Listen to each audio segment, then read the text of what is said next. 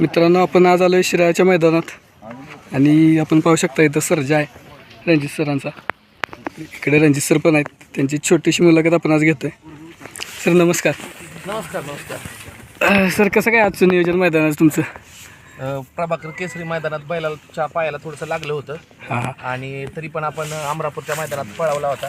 सेमीला आपली हार झाली होती आणि आपण 1 तारखेला पळणार असा शब्द दिला होता. हां कारण आपल्याला बैल आजारातून कसा पळतोय म्हणजे पहिल्यासारखा पळे का ते पाहण्यासाठी त्याला खरं मैदानात उतरला होता.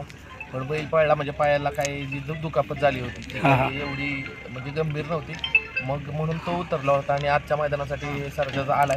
तुम्ही पाहताय फ्रेश दिसतोय. नक्कीच आज चांगल्या पद्धतीने पळेल असं वाटतंय. तर अमरापूरचं मैदान झालं त्यात आपण गट फरकानं काढला होता. तर सेमीला काय झालं होतं नेमकं? कारण की सेमीला खूप चर्चा होत होती की पहिल्याचा खांदा बदलला इकडे तिकडे नाही वगैरे काय दोन्ही बैल आपला दोन्ही खांदी आतून पळतो.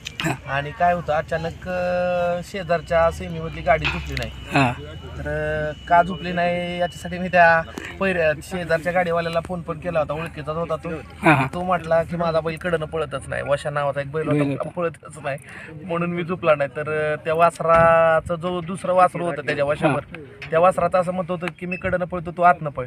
पण तरी पण तो वशावाला पळला नाही. तर अशा या व्हिडिओच्या माध्यमातून मला सांगायचं की ज्यावेळेस तुम्ही पायरा करता त्यावेळेस 3 फेऱ्याचा पायरा करत असता. म्हणजे गट जिंकला तर सेमीला पळवेल, सेमी जिंकल्यानंतर फायनलला पळवेल. असं मध्येच मैदान सोडून जाण्यात काय अर्थ नाहीये. तर पुढच्या त्या सर्वसामान्य वासराचं सुद्धा नुकसान होतं. कारण ते वासरू आमदार म्हणून ते वासरू आहे. तर ते वासरून मागच्या मैदानात तिथं 2 नंबर केला होता. मग खऱ्या अर्थाने त्या वासराचं नुकसान झालं. त्या वासराच्या मालकानं काय केलं होतं की दुसरा बैल आणला होता आणि झुपला होता. तर आता ते मान्य होणं नाही शक्य. कारण पायऱ्यातला बैल जो गटाला पळाला तोच सेमीला पळाला. त्याचं मत असं होतं की मला नंबर वगैरे काही देऊ नका, पण माझं वासरू या सेमीत पळवा. कारण सेमीत चांगली लढत होती. सर्जा होता, वगैरेचा बादल होता आणि अजून 1-2 बैल चांगली होती. त्याच्यामुळं चांगला सेमी होता. मात्र त्याला आयोजकांनी पळवून दिलं नाही. नंतर असं समजलं की तो बैल पळला का पळला नाही, मुद्दाम पळला नाही का त्याच्या मागे काय कारणं होती. खूप वाईट वाटलं. अशा पद्धतीचे जर बैल मालक राजकारण करणार असतील तर नक्कीच कुठं ना कुठं तर हे बैलगाडी क्षेत्र एक चुकीच्या वळणावर चालले. तुम्ही आलाय गटाला पळा, सेमीला कुठं पण लागला तर तुम्ही पळा. उगाच काहीतरी कारण सांगून त्या छोट्या वासरावर अन्याय करताय तर हे चुकीचं आहे. कारण त्याला पण वाटत असतं की आपलं वासरू गुलालात राहू. मग आता हो का कडनं आला कुठून आला तरी तो तुमच्या नशिबाचा भाग आहे. तुम्ही कुठून येत असता. पण त्या दुसऱ्या सेमीतल्या 1 नंबर तासावरचा जो बैल झुकला नाही त्याचं खूप वाईट वाटलं. त्याच्यामुळे आम्ही खांदा बदलला होता. सगळं आमचं पण नियोजन फिसकटलं. शेवटच्या क्षणी कळलं की तो येणारच नाही. तो अक्षरशः बैलगाडा मालक होता तो रडला, अक्षरशः रडला. कारण त्याला वाटत होतं ना आपला बैल पळावा. जर पैरेकऱ्यानं झुकला नाही तर काय करायचं. तर त्याच्यासाठी मी या व्हिडिओच्या माध्यमातून सांगतो अशा पैरेकऱ्यांवर कुणीच पायरा करू नका. नक्कीच चांगलाच आहे सर्जा. हार जीत ह्या नाण्याच्या 2 बाजू. कधी हार होते कधी जीत होते. हार झाली म्हणून खूप काही टेन्शनमध्ये येऊ नका. फक्त प्रॉपर पद्धतीने नियोजन तुम्हाला कसं करता येईल ह्याच्याकडे लक्ष द्या.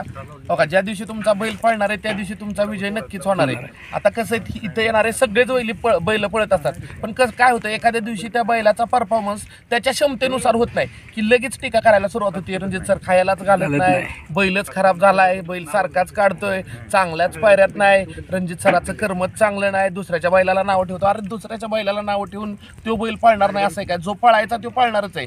माझ्या नावं ठेवण्यावरून जर बैल कमी पळत असता तर मी रोज नावं ठेवत बसलो होतो दुसऱ्याच्या बैलाला. असं काही नसतं. जो चांगला नंदी आहे तो पळणारच आहे. सर तुम्ही म्हटलं तसं मला स्पर्धा करायला आवडते. म्हणजे आता बकासूर सोबत नक्कीच गटामध्ये बरोबर आहे. मोहिल माझा चांगला मित्र आहे आणि आम्ही गटामध्ये 2-3 मैदान झालं गाडी पळवली.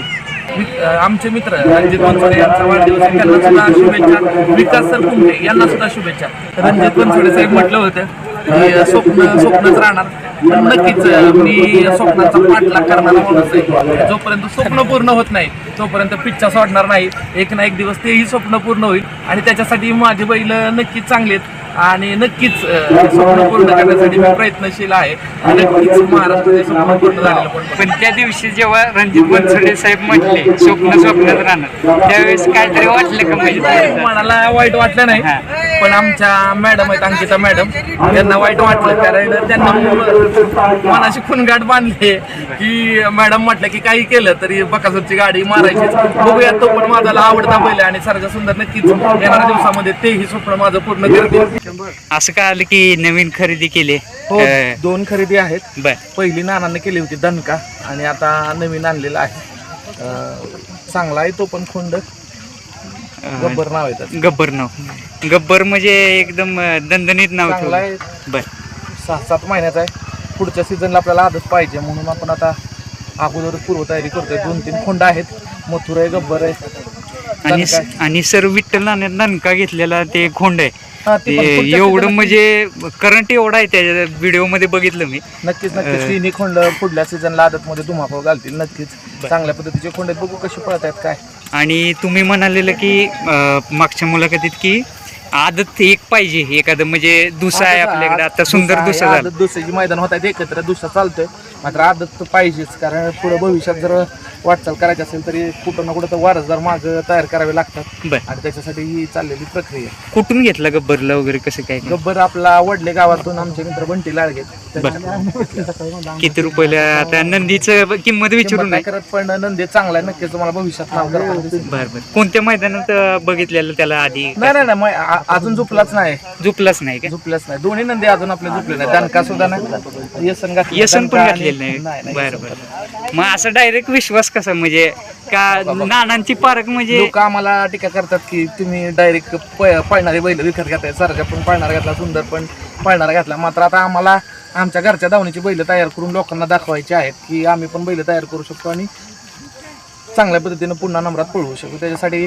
खरेदी करतोय. 2-3 खरेदी केल्यात. आता 3 आहेत, मथुर आहे, गब्बर आहे आणि दणका. बघू भविष्यात. म्हणजे खास करून त्यासाठी घेतलाय तुम्ही की पहिल्यापासून तुम्हाला घडवायची? 100%. आम्हाला पण गाढवायचे कारण आम्ही जी बैल घेतली ती पाळणारीच घेतली, दोन्ही बैल, आणि दोन्ही पळतायत.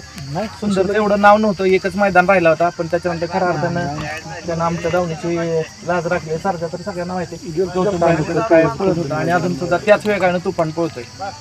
आज असं काय आलं की मथुर राजासोबत पाहणार आहे गणिकीच्या? आपल्यासोबतच पाळणार होता, बर. मात्र आपण शाहीर आनंदा पहिलवानांना शब्द दिला होता.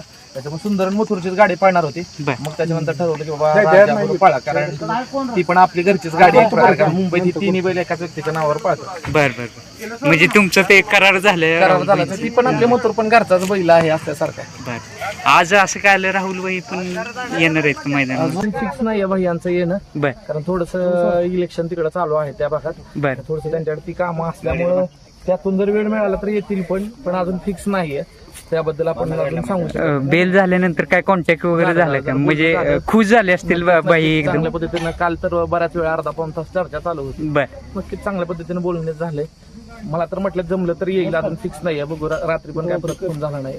आणि मेन म्हणजे मथुर बरेच दिवस आजारी होता जरा, आणि त्यानंतर गुलाल घेतला डायरेक्ट. नक्कीच त्यावर काय संभाषण झालं? नक्कीच थोडासा आजारी होता, विकनेस आला होता त्याला, आणि विकनेस आल्यामुळं तो थोडा मैदानापासून दूर होता. पण राहुल भाईंचा काय संवाद झाला तुमचं, म्हणजे झालं जिंकल्यानंतर कारण शर्यत? मथुरवर त्यांचा जीव आहे, आणि ज्या दिवशी मथुर गुलाबात राहिला त्याच दिवशी राहुलबाईंना पण बेल मिळाली. म्हणजे एका प्रकारे महादेवाच्या नंदीचा आशीर्वादच आहे त्यांच्यावर, आणि नक्कीच तो त्यांच्यासाठी एक सुखद अनुभव होता.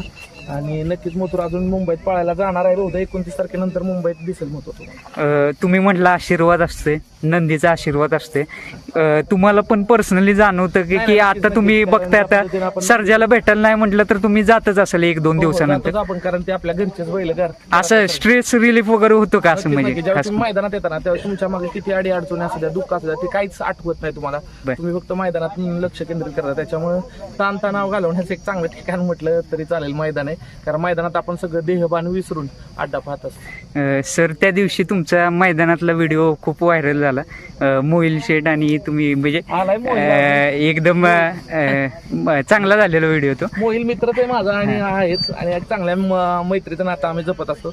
मैदानात आल्यानंतर मैदानात मैत्री नाही, मात्र मैदानाच्या बाहेर आम्ही चांगले मित्र. व्यक्तीशी आमचा कोणाशी विरोध नाही, व्यक्ती म्हणून आम्ही एक चांगल्या पद्धतीचं जीवन जगत असतो आणि इथून पुढे पण जगत राहू, कारण व्यक्तिगत आमचा वाद काय होण्याचा संबंधच नाही. तो माझा मित्र आहे, मी त्याचा मित्र आहे.